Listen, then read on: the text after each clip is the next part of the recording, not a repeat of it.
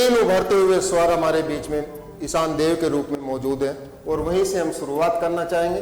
स्वागत है भाई ईशान देव।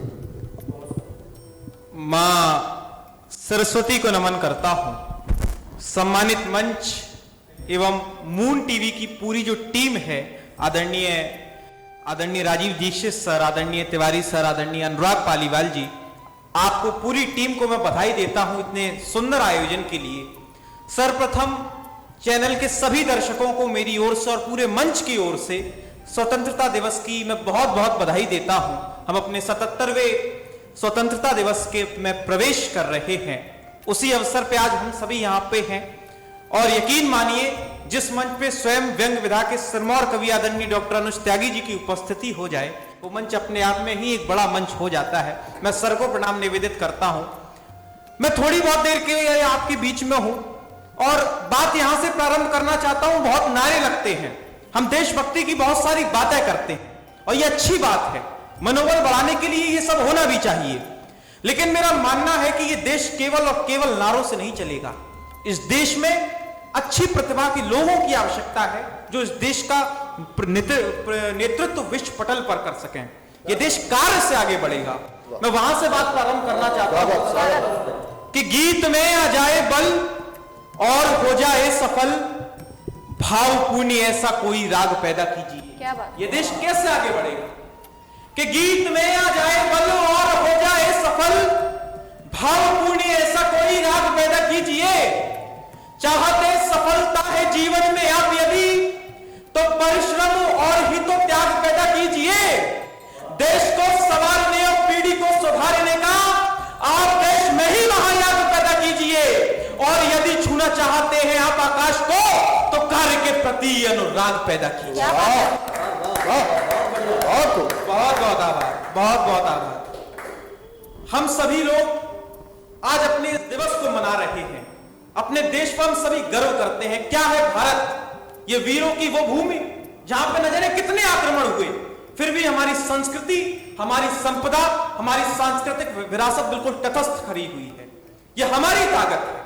मैं पंक्तियां रखना चाहता हूं कि हर एक भारतीय के दिलों का भाव क्या है, हर भारतीय क्या सोचता है, और हम जिस कपड़े को जिसको पहने हुए हैं, तिरंगे को, यह हमारे लिए गौरव का विषय है, ये हमारा सम्मान है, ये हमारा स्वाभिमान है।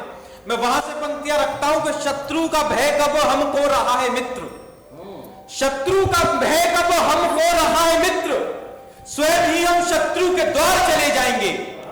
एकता अखंडता को मानता है देश मेरा, यहां पूरे के पूरे परिवार चले जाएंगे। और राष्ट्र की सुरक्षा हेतु भारतीय ने जो पुकारा, तो एक बार छोड़ो 100 बार चले जाएंगे। वीरता दिखाने की बात यदि आ गई तो तिरंगा उठा के सीमा पार चले जाएंगे। बहुत बहुत आभार। मैं पुनः बधाई देता हूं, प्रणाम करता हूं आप लोगों को जिन्होंने इस कार्यक्रम को सजाया, उस पूरी टीम को भी, और जो इस कार्यक्रम को देख रहे हैं इतने प्रतिष्ठित चैनल पे उनको भी। क्योंकि इस देश में कहीं ना कहीं धीमे धीमे संस्कारों का युवा पीढ़ी में अभाव आता जा रहा है। मैं जिस कक्षा का विद्यार्थी हूं, आदरणीय अनुज सर ने अभी बताया कि मेरी अभी उम्र कम है। मैं जब विद्यार्थी हूं, पिछले दिनों एक रील इस समय बड़ी वायरल है, पतली कमरिया मोरी हाय हाय। उस रील पे पिछले दिनों मेरे विद्यालय में उस कक्षा में बच्चों ने उस पर वीडियो शूट किया।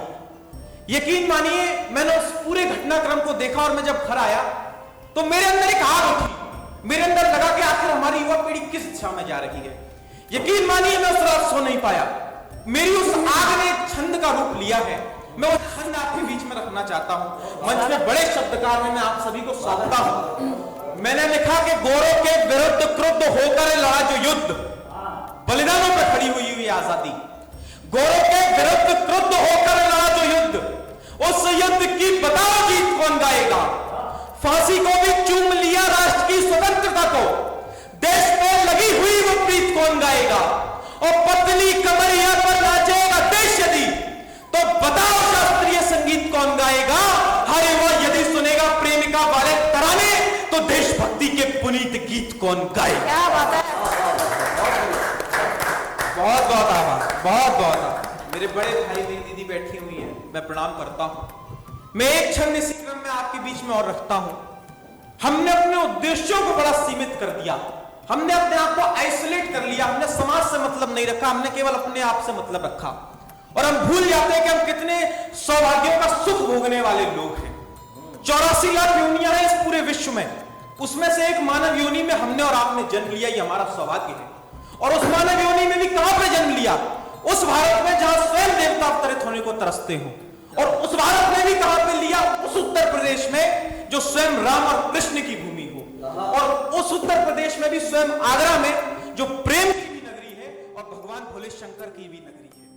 इतने सारे सौभाग्यों का सुख भोगने के बावजूद भी यदि आपके और मेरे जीवन का उद्देश्य केवल खाना और कमाना है, तो मुझे आपके उद्देश्य पर संदेह है और मैं आपके उद्देश्य को धिक्कारता हूं। मैं इस मंच से रखना चाहता हूं कि हमारा उद्देश्य क्या होना चाहिए।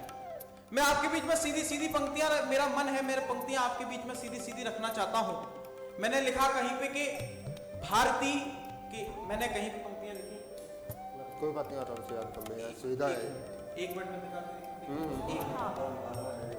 आज लिखी जैसे भी नहीं बैठ, कोई बात नहीं, नया लिखा, कोई दिक्कत नहीं। बहुत बढ़िया पढ़ रहे हो, बहुत अच्छा।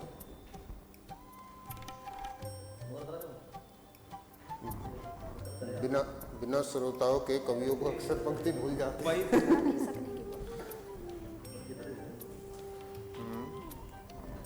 जो हमारे आज कार्यक्रम का शीर्षक है, जो सरकार इस समय मुहिम चला रही है, हमारी माटी हमारा देश, मेरी माटी मेरा देश, वहां से मैंने इस पंक्तियों को खड़ा करने का प्रयास किया।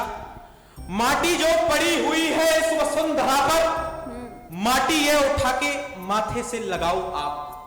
जीवन का उद्देश्य क्या होना चाहिए?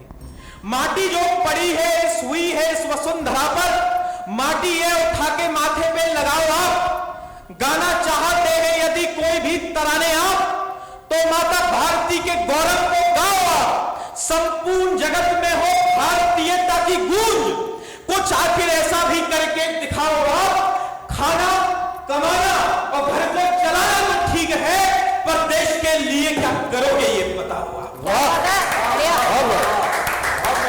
मैं अपने कार्यकाल के समापन पर हूं। मैं कुछ अंतिम पंक्तियां आपके बीच में रखना चाहता हूं, जो पंक्तियां आप कह सकते हैं इस समय मेरे को मंचों पे पहचान दिला रही हैं, मैं वो पंक्तियां रखना चाहता हूं। आदरणीय सर ने अभी भगत सिंह का जिक्र किया, पूरी बहुत लंबी कविता है, लेकिन अपनी समय की सीमाएं हैं, मैं उस कविता का केवल अंतिम बंद रखना चाहता हूं। और यकीन मानिए अभी तो मेरी जो साहित्य साधना है वो प्रारंभ हुई है बड़े लोगों के आशीर्वाद से। अब तक मां सरस्वती ने मेरी झोली में केवल ये पंक्तियां डाली हैं, मैं मानता हूं केवल मैंने यही लिख पाया है और अभी प्रयास कर रहा हूं। मैं पंक्तियां आपके बीच में रखना चाहता हूं कि आरोप लगाए हम पर भी ये नौजवान नाकारा है। इस देश के युवाओं पे बहुत सारे आरोप लगे, युवाओं के विरोधों में बातों को मंचों से कहा गया। मैंने प्रयास किया कि मैं कुछ पक्ष में लेके आऊं कि इस देश को युवाओं ने दिया क्या है। आरोप लगाए हम पर भी ये नौजवान नाकारा है, आडंबर पाले रहते अनपढ़ गवार आवारा है, आपस में लड़ते रहते अब धर्म संप्रदायों के हित, ये कभी नहीं हो पाएंगे वैज्ञानिक दृष्टि से विकसित। लेकिन मैं आज बता दूंगा उनसे घोषित विद्वानों को, बुद्धि और समझ नापने वाले सत्य वालों को, हाँ ये सौभाग्य हमारा है आजाद देश में जन्म लिया। जितना शेखर सुभाष झेले उतना संघर्ष भी नहीं किया, लेकिन कोई कार्य ना समझे हम हर जवाब कर देंगे। यदि वतन मांगेगा कुर्बानी तो भगत सिंह बनकर देंगे।